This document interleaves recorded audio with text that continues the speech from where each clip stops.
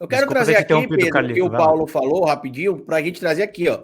Isso aqui é o Código Penal, né? O pessoal que tava lá no cafezinho, que estava, por exemplo, forrando a cama, lavando a roupa lá no acampamento, eles são enquadrados aqui, ó, que é a questão da cumplicidade do que eles fizeram. Só que é óbvio que, como eles têm uma participação menor, a pena é menor. Olha o que diz o artigo 29 do Código Penal. Quem, de qualquer modo, concorre, ou seja, colabora, para o crime, incide nas penas e comandadas na medida de sua culpabilidade. Parágrafo 1º. Se a participação for de menor importância, a pena pode ser diminuída de 1/6 a 1/3. Ou seja, eles provavelmente, o pessoal que ficou lá no acampamento, né, como eles chamam, que não tiveram uma atitude ali tão perigosa, que fez o cafezinho, que fez outras coisas, eles acabarão respondendo em liberdade o processo, porque a pena será muito pequena, mas perderão ali o réu primário. E que quando for procurar, por exemplo, um emprego, que tem empresas que ainda pedem antecedentes criminais, por exemplo, vai estar lá, que a pessoa foi processada por atos antidemocráticos, por tentativa de golpe. E aí a grande pergunta, Paulo, que eu acho que a gente tem de se fazer também aqui, porque tem muita gente simples, tem muita gente que foi enganada, tem muita gente que foi manipulada por PNL, né, programação neurolinguística. O Malafaia, inclusive, é um expert nisso. Quando você assiste os vídeos do Malafaia, sempre tem aquelas palavras-chave ali para disparar os gatilhos nas pessoas. Ele, inclusive, que está indo tirar férias pela 3ª vez depois do segundo turno das eleições, né, enquanto as pessoas estavam na porta dos quartéis. Férias, né? Férias. Segundo o pastor Caio Fábio, ele vai ser o primeiro a fugir, mas vamos lá. Né, ele tá me processando, inclusive, tá? Que ele fica com essa bravata aí de que ele é a favor da liberdade de expressão, disso e daquilo. Eu sou evangélico, né? Eu sou cristão e sou normal também, né? Pode não parecer, mas eu sou normal também. Não tô dizendo que Bolsonaro é o escolhido de Deus ou algo do tipo. Aliás, tem uma diversidade religiosa também aqui, né? Eu sou agnóstico, você é o quê, Paulo? Católico? Não, eu acho que é católico. Não, eu sou protestante também. Sou protestante. Ah, você é evangélico também. Glória, então vocês estão mais próximos do que eu. Pra mim, esse negócio. Estamos na salvação junto, meu irmão. Esse negócio que vocês inventam aí de Deus é só pra tentar saciar a. Tá vendo? Pra ir pra salvação. Estamos na salvação aí. Enfim. E aí eu questionei ele acabou me processando criminalmente, perdeu em 2 situações já, e mesmo assim tá tentando recorrer, né? Porque quer gerar custos advocatícios, porque ele não sabia, mas tem vários advogados que têm ajudado pessoas que estão sendo processadas injustamente por essa gente. E o que eu acredito, Paulo, que acho que talvez seja o mais grave disso tudo, e é por isso que o Bolsonaro tem de ser preso, e os jornalistas que ficaram fomentando golpe, guerra civil, precisam ser presos, porque eles estão no conforto do lar. Eles podem pagar advogados, por exemplo, para se defenderem se for preso.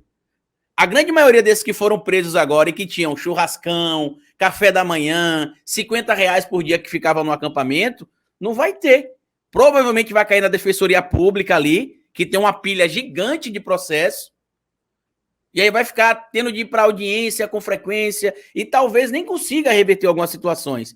Porque tem gente que deu sorte, a polícia fez vista grossa ali, né? Porque esse negócio de liberou 600 idosos e mulheres, eles fizeram vista grossa ali para mim. Né? Assim, eles não fizeram a triagem mais específica, digamos assim, porque não deu de ontem para hoje para você fazer uma triagem de 600 pessoas assim.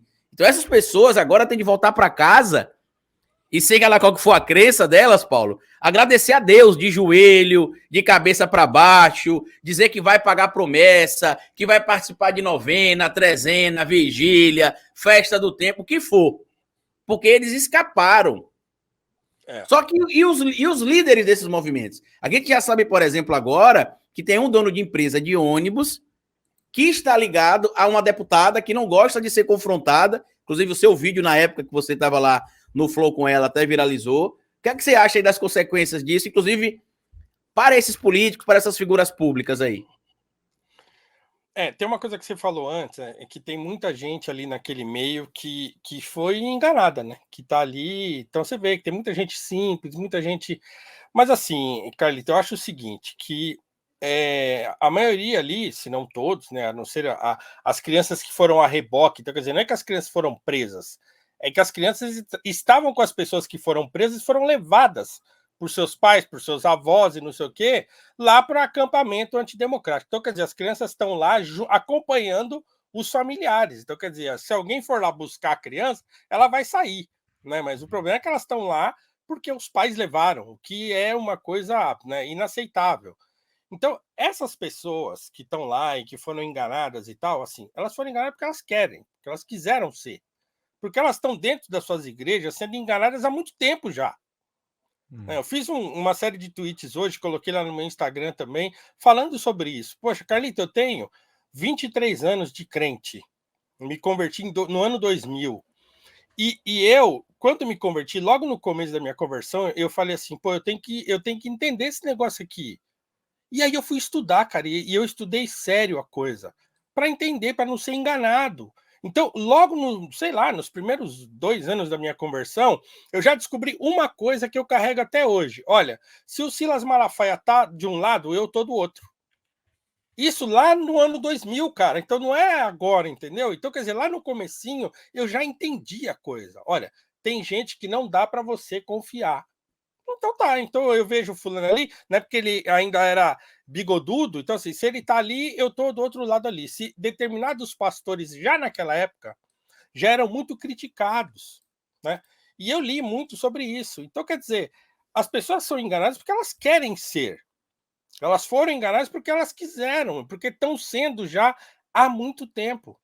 Infelizmente, né? Porque estão na mão de pastores que muitas vezes são tão ignorantes quanto elas, no sentido de não conhecer, escolhem aqui aqueles versículos da Bíblia que fazem sentido para eles e ficam lá, enganando as pessoas, enganando e sendo enganados. E também por pastores que são inescrupulosos, cheios de dinheiro, que tem um monte de templo, que precisa manter tudo aquilo em pé. E no Brasil, se você tem, sei lá, 100 templos, né, 100 imóveis no nome da sua igreja, rapaz, você tem que estar coladinho no Estado, para o Estado não catar você e não meter-te um imposto nas suas costas e você se lascar. Então essas pessoas sempre tiveram coladas com o governante de turno para poder segurar as suas pontas. Então, assim, essas pessoas que estão lá não estão lá inocentemente. Elas estão lá porque caíram no engano há muito tempo. E nesse muito tempo que elas estão sendo enganadas, muita gente já deve ter alertado a elas. Elas devem ter escutado. Eu conheci muita gente assim. A gente está numa igreja, eu falo assim, isso aqui está errado. E as pessoas falarem, mas se eu sair daqui, eu vou para onde? Vou ficar aqui mesmo. Então tá bom. Eu fui quase expulso de um monte de igreja. Ou fica que nem eu, que estou desigrejado há 3 anos e meio, desde que o bolsonarismo começou a invadir as igrejas, eu estou desigrejado. Mas continuo seguindo a palavra. Tem uma coisa, né? O pastor é perverso, mas o duro é o fiel também que autoriza esse pastor a continuar fazendo isso, né? Eu não estou culpando a vítima. Mas não é fácil assim, não, Pedro. É porque assim, a nossa relação. É porque é complicado explicar, porque para quem não é evangélico, parece algo meio maluco. Por exemplo, a gente dizer aqui que a gente confia no pastor como se fosse, por exemplo, alguém da nossa família. A gente abre, por exemplo, coisas para pastores que às vezes a gente não abre para família, para amigos, não entendo. Você entender, dada a proximidade que se cria, por exemplo, entre pastores e pastoras. É uma religião, né, Carlito? Só que aí eles se aproveitam disso.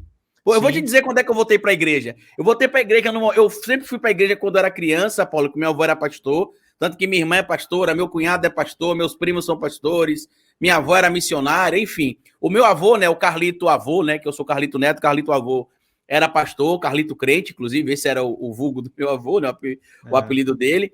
E eu tinha saído da igreja porque quando eu entrei na igreja era muito conservadora. Não podia isso, não podia aquilo. Aí quando a igreja começou a se modernizar, se conectar com o jovem de novo, eu falei, gostei. Aí eu voltei para a igreja, comecei a participar do culto dos jovens, comecei a perceber que eu não precisava ter tanta restrição sendo da igreja, que aquele terrorismo do passado, que eu acho que é o mesmo que o Paulo ainda pegou ali, que eu voltei para a igreja em 2006. Então o Paulo deve ter pego ainda ali um pouquinho do terrorismo, de que não pode isso, não pode isso, não pode isso, não pode isso. Né? E aí, quando a igreja voltou, quando eu voltei para a igreja e me conectei de novo, por exemplo, com a igreja, eu voltei no momento de sendo jovem, mas com depressão.